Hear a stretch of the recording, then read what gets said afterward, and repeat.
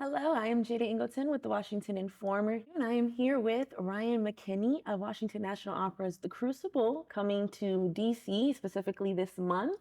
Ryan, thank you for joining me today. Thanks for having me. Well, first things first, why don't you tell us a little bit about your role in The Crucible and then about the production itself? Yeah, so I played John Proctor, who is a farmer who eventually is accused of being, quote unquote, the devil's man, and sort of forced into signing a confession. And in the story, it's about the Salem witch trials. But it was also written around the time of McCarthyism, so it's kind of an allegory for the Red Scare. And these people were essentially stealing land from people by making them sign these confessions. And in the end, John Proctor says he won't sign, and he's executed. So it's about truth, really, like what is truth and how it's subjective, especially when the thing you're trying to find out the truth about is a made-up crime, like being a witch, right? So I was talking with my wife Tanya, who's a theater person, and she loves the play The Crucible, and we were talking about people forget there were no witches, like the witch hunt idea. We sort of still think like there's something to find, but there isn't. That's kind of the point, is that they were getting people to say things. They were pressuring them to say things so that they could get what they wanted. It wasn't about was an actual crime committed. So, kind of like on an outsider looking in, so there is a little bit of at least referencing historical context in this play. How do you approach, even within your own character, keeping it fresh, making it modernized to an audience who may not know anything about the Salem witch trials for whatever reason? Yeah, I mean, I think it's unfortunately very, very relevant right now. Lack of due process, right, is like a huge issue currently in our country. ICE goes and picks people up, and they have no recourse. There's also the issues of sort of mob mentality, right? That mass hysteria, when everybody thinks something, it must be true. And I think we have a lot of that in our country currently. And also there's something in the play that's, I think, kind of dark, of like, these people can't really do anything about it. You can make your own choice to sort of hold your own integrity, but in the middle of a society that's essentially broken and unjust, that's kind of all you have is your own integrity, but that might come at the cost of potentially your life, like in the play. But I think this is a thing that we're seeing playing out, in real time. So I think it's it's very relevant. So much of this could be happening right now, and I think audiences will, without us having to say much about it, will really get that.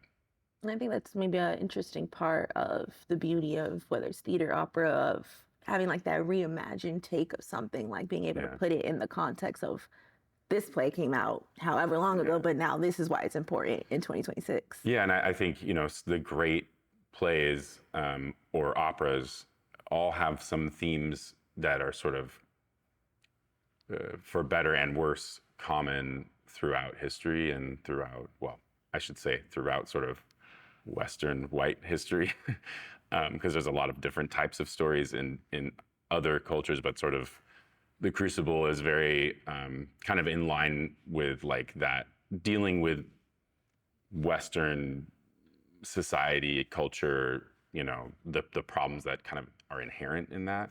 And so a lot of these pieces like just stay relevant, which sometimes I wish they wouldn't. But yeah, the good ones stick around, even if it's being told about a story that happened, several hundred years ago, because it's still relevant to us now.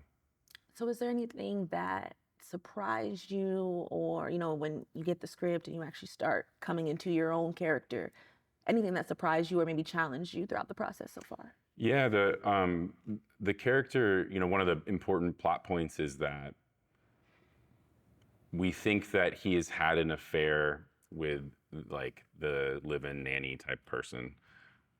But the more you look at the text, the less clear any of it is. So when I'm telling the truth or when I'm not, or when another character is telling the truth or isn't, is really purposefully vague.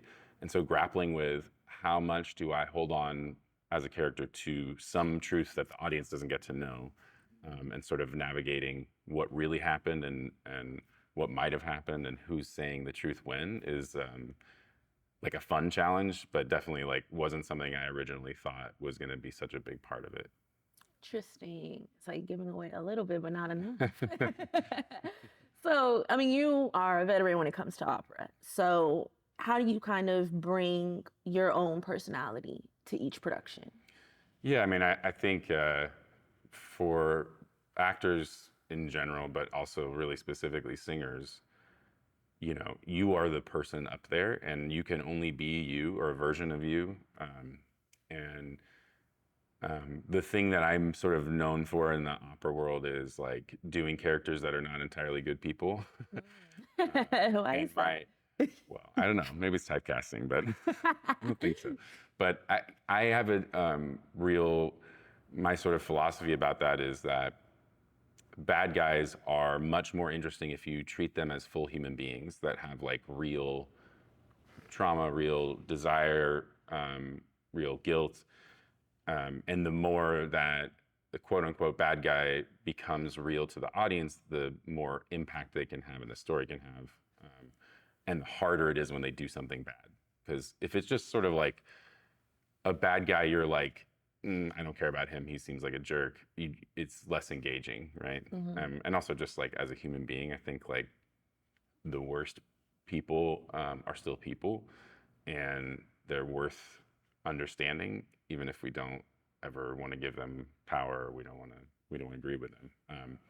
So in this, like a lot of John Proctor could be read as a very, and I think with a rightfully so, could be read as a pretty bad guy in a lot of ways. He isn't like actively bad in it, but there's a lot about him that's problematic. And so it's just trying to humanize him, not so that we sort of sympathize with the bad choices he makes, but so that we want to know what's going to happen with him. And when he does kind of make a choice that feels like it has integrity, and that we connect to that. So, do you think, when people come and watch this, is there anything specific, whether it's in that regard or otherwise, that you hope they will take away from the entire play? Yeah, I get that question sometimes, and I always feel a little like I hedge a little bit because I want people to take away what they take away. I think that this in particular, this piece is very much about there's no right answer. There's a lot of ways to look at it, and I hope I hope they have interesting conversations afterwards about like what it meant. The music's really beautiful. I think you actually like walk away humming some tunes. Even though it's a quote unquote modern opera, it's really accessible, beautiful music. Yeah, I hope people have good debates afterwards about what they think, what it means, and what actually they think happened. It's like so open for interpretation, it seems like. Yeah, for sure. Okay, interesting. And is there any specific highlights, some sneak peeks you might be able to give us before? Yeah, I think probably the opening of Act 2, I have a duet with Janae Bridges, who plays Elizabeth. Some of that is just really, really beautiful music, and she's amazing.